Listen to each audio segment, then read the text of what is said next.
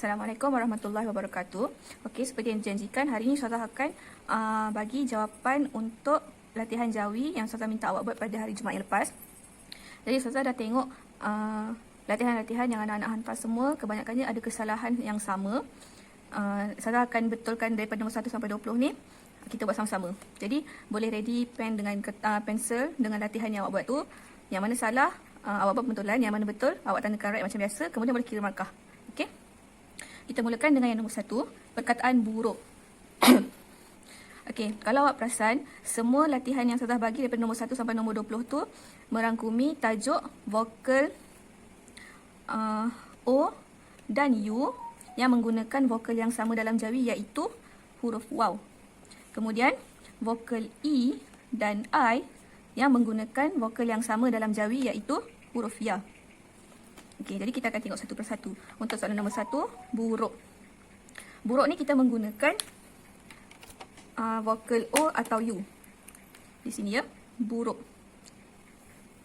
Okey, kalau O atau U kita menggunakan vokal waw dalam jawi. Macam mana nak eja? Ikut salah sama-sama ya, kita buat sama-sama. Bu bu, ba waw bu, ru ke ro, ro waw kof ro, buruk. Kenapa dekat belakang ni kita letak kof? Kenapa? Sebab kebiasaannya untuk perkataan-perkataan bahasa Melayu asli.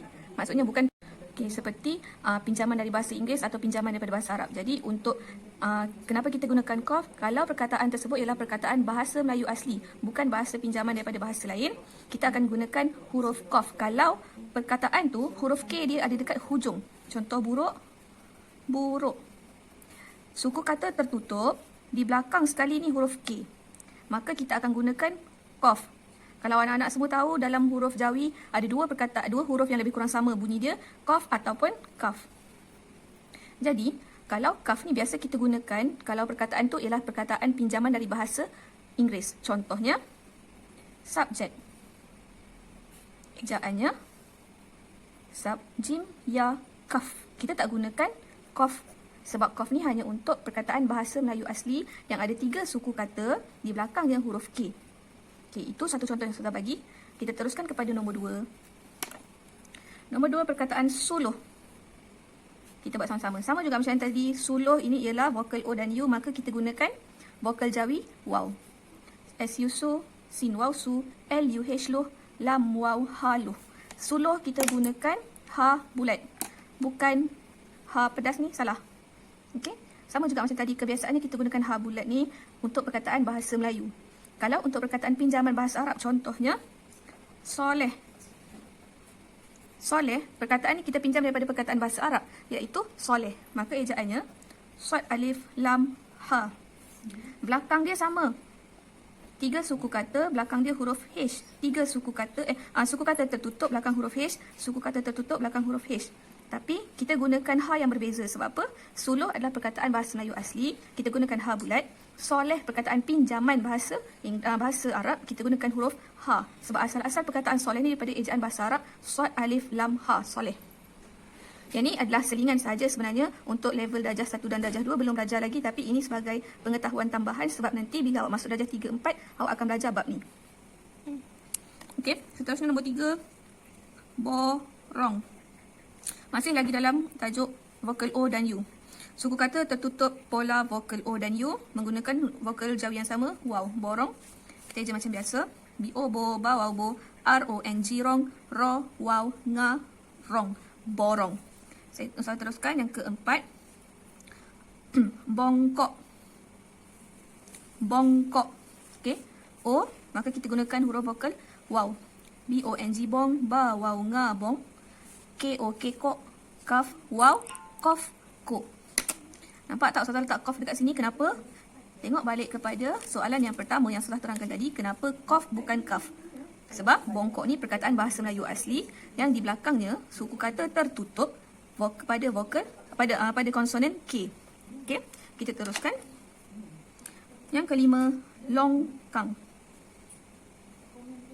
Longkang. Dekat sini vokal O. Jadi long.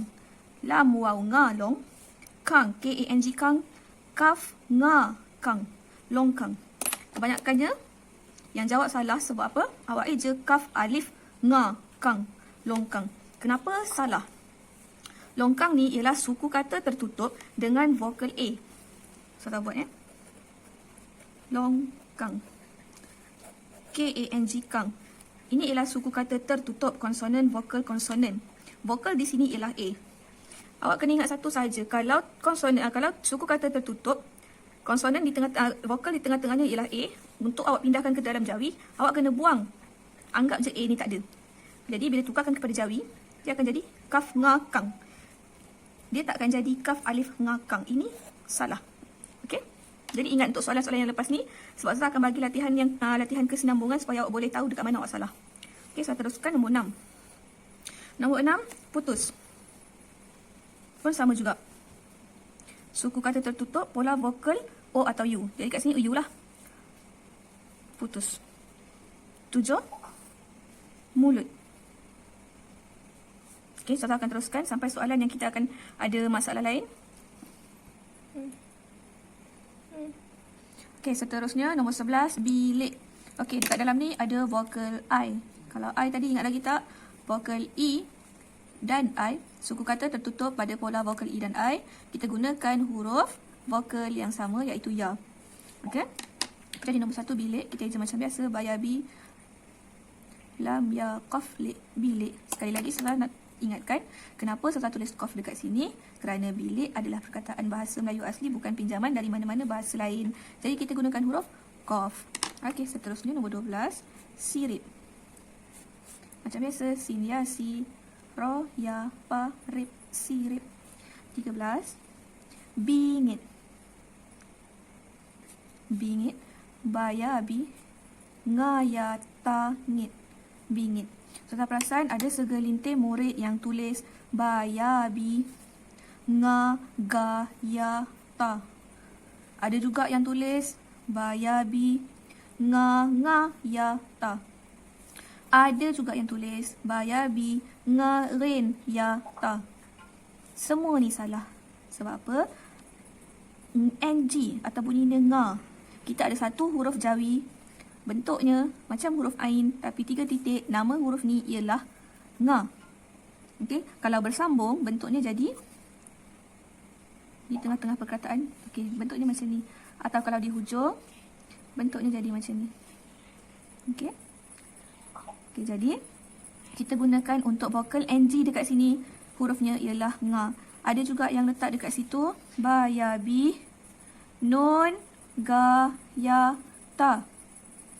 Sebab apa? Sebab dia tengok N sama dengan nun, G sama dengan ga. Yang ni pun salah. Untuk jawi kita tak ada macam ni. Kita dah ada satu huruf khas yang berbunyi nga untuk vokal NG.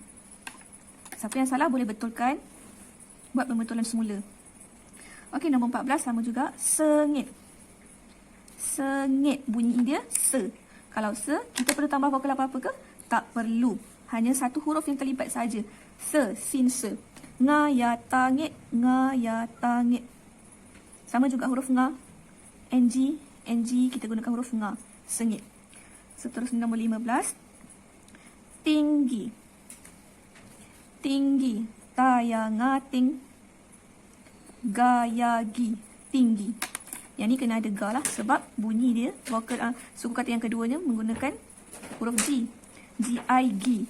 Untuk jawi, gayagi. Ini padanan huruf. Mungkin ada sesetengah murid-murid yang keliru sikit. Sebab apa? Dekat padanan huruf jawi dengan rumi dia ada tambahan. Tambahan huruf tu ialah nga, ga, pa, cha, nya, va. Huruf-huruf ni awak tak jumpalah dalam Al-Quran sebab ini ialah huruf jawi. Okey, kita teruskan nombor 16. Lembik. Awak tak bunyi lembik ya, awak bunyi lembik. Kalau lembik, perlu tak ada ya dekat sini? Tak perlu. Buang ya. Lam, mim, lem. Bik, ba, ya, qaf, bik. Lembik. Perasan tak ada huruf apa kat sini?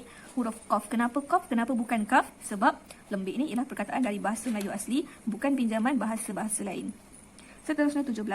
Sepak. Sepak. Se, bunyinya se. Awak kena tambah satu huruf jawi, satu huruf vokal iaitu sin, ya, se. Sepak. Pa, qaf, pa. Sepak. Ramai yang jawab sin ya se, pa alif qaf pa, sepak. Ni salah. Kenapa salah? Ingat lagi.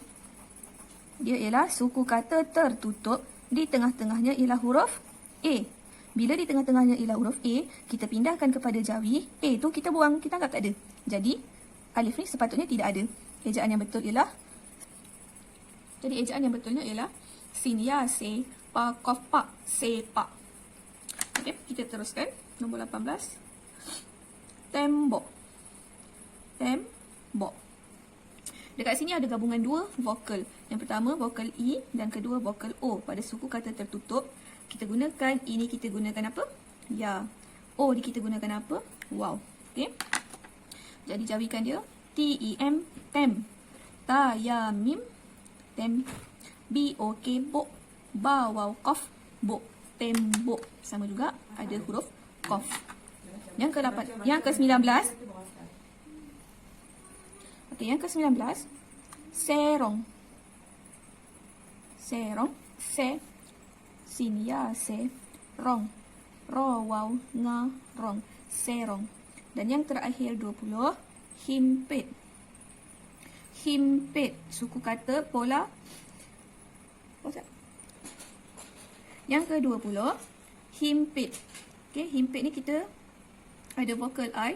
Suku kata tertutup. Pada vokal I ni kita menggunakan vokal jawi yang sama iaitu huruf ya. Himpit. Ha, ya, mim, him, pit. Pa, ya, ta, pit. Himpit. Kenapa ha bulat? Kenapa bukan ha pedas yang macam ni? Kebanyakan ada juga murid yang jawab ha, ya, mim, him, pa, ya, ta, pit. Himpit. Ini salah sebab untuk perkataan-perkataan bahasa Melayu kita biasakan guna ha bulat. Ha yang macam ni kebiasaannya kita guna untuk perkataan-perkataan yang pinjaman bahasa Arab. Okey, jadi itu sahaja untuk latihan jawi. Saya ambil perkataan-perkataan ini daripada tajuk suku kata tertutup pada pola vokal I dan I dan O dan U yang menggunakan vokal yang sama iaitu ya dengan waw. Anak-anak nanti boleh tengok study balik dekat muka buku teks tajuk yang saya sebutkan tadi ya. Okey, itu saja. Terima kasih.